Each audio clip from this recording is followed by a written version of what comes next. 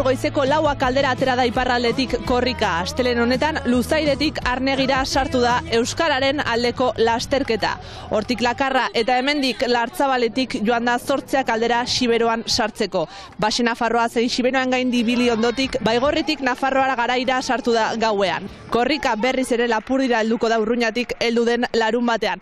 Arratsaldeon korrikak iparraldean utzi dituen momentuak berriz gogoratzeaz gain gaurkotasunari begira ere jarriko gara gaurko saioan. Ongi etorri!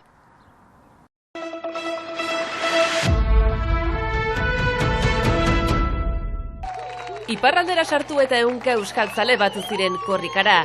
Han bertan, memento garrantzitsu bat bizi izan zen AEKako arduradunek Donibane Garaziko adierazpena irakurri zutenean. Euskara doan dinamika plazaratu zen eta AEKako langileentzat baldintza duinak ere aldarrikatu zituzten. Aspaldidanik izan egualean, izan iparraldean lankideek egiten dugu indarra euskara ikasteko eta bainan biztan dena guk nahirik genituzke ere bai gure baldintzako betu, beraz hor gira ere bai instituzioak deitzeko, lan baldintzako betzeko bai gure ikasleendako, baita ere bai gure lankideentako eta gu barne. Base Nafarroako hiriburuan bat egin zutenen artean gazte asko zeuden, motivazio ezberdinekin. Eskolarekin eta eskola defenditzeko. Nondik heldu zira? Lekunbegitik. Lizeoan gira eta plazer bada guretzat. Euskararen alde ere? Bai ere.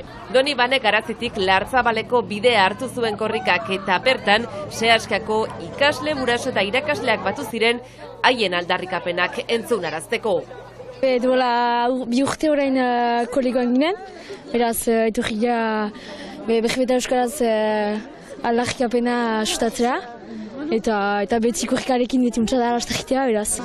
Netzat korrika da lasterketa bat Euskal Herri guzian, euskara sustengatzeko eta euskaldunak pixkat bateratzen dituena. Manes Ardozaintzi kolegioko ikasle, irakasle, heldu eta beste guztiak hemen gira, justuke gaiteko euskaraz bizitzen ahal girela. Lartzabaletik Xiberoko bidea hartu zuen korrikak. Orain, larun batera arte itxoin beharko dugu berriz ere euskararen aldeko lasterketarekin bat egiteko iparraldeko karriketan. Zehazki larun bat goizean lehen orduan, Ibardinetik sartuko da korrika Lapurdira eta bertako eskualdeetan gaindi ibiliko da gauerdira arte, Hendaiatik Gipuzkoara azken bidea hartzeko.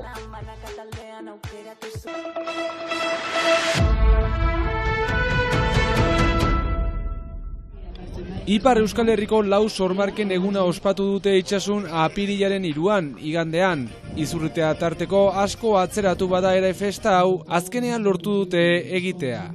Guai dola 2 urte pasa sortu zen 4 sormarken elkarte hori, eta ondoko urtean behar ginoen ospatu zinez hor gure urte betetzea, Ezpeletako biperrentzat 20 urte, 40 gasnarentzat, oso irrati gasnarentzat, eta 50 arnoarentzat, 60 arnoarentzat, eta kintoak ere bazituen 4-5 urte, eta horiek ere elkartu ziren gurekin.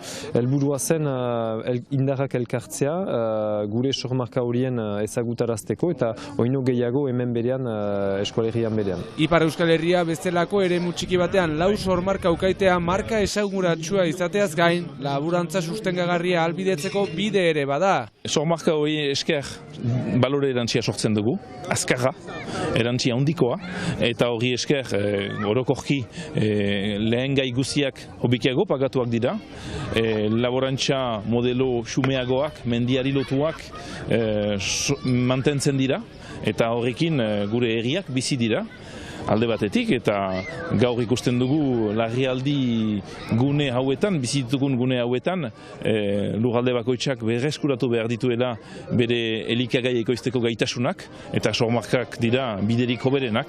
Zentzu horretan, sormarketan gazteenak, kinto atxerriak...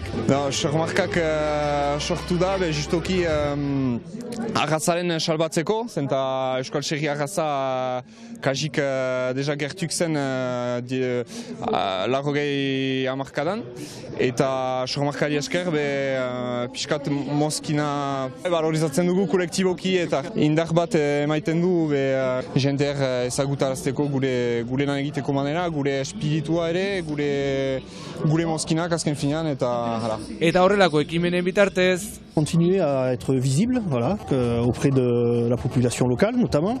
Herritarrengana gerturatu eta harreman eta elkar ezagutza saretzen joatea da jomuga.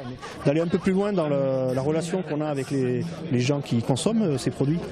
Irulegi, Ozoirati, Espeleta eta Kintoa guztiak aski ezagunak, bai, baina horrelako egunak garrantzitsua dira ekoizle zein erosleentzako harremanak saretzen joateko.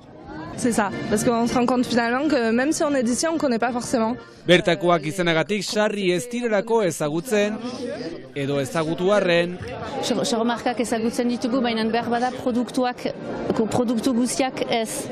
Eta orduan gaur bada produktu guztioien jastatzeko aukera, eta hori da nire ustez garantzitsua. Ekoizpenak ezagutzeko lekua delako, hemen zuzeneko erakusleio bat da, badirelako batez ere kabaleak hemen erakusgai direnak, baina produktuak ere, eta ekoizleak ere hor direlako esplikatzeko eta erraiteko nola lan egiten duten. Gainera, baliteke datozen urteetan 5. bat ere gehitzea Sormarken zakura. Itxasko gerezia, ari da lantzen azken urteetan, esperantza dugu aurten zinez dosiera bukatua izaitea pausatzeko, eran nahi du urte batzu jadanik dosiera pausatzeko, eta gero pastuko dira intsegur 4-5 urte trukaketen arabera egun batez Sormarka horren izaiteko, baina merezi du eta produktu guzti horiek kalitatezkoak dira, baute haien historioa hemen lurralde untan, eta ekonomia bultzatzen albada olako label batekin hainbat hobe. Horren beharrezkoa dugun landa eremua eta laborantza osasuntsu mantendu dadin.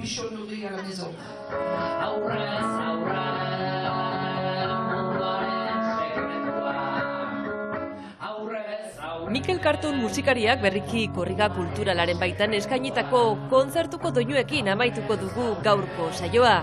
Dona Palautik korrika pasa den unearekin batera. Ikusentzuleok plazer baduzue, bihar arte! Ero pixka batean faltan nago. Ero pixka batean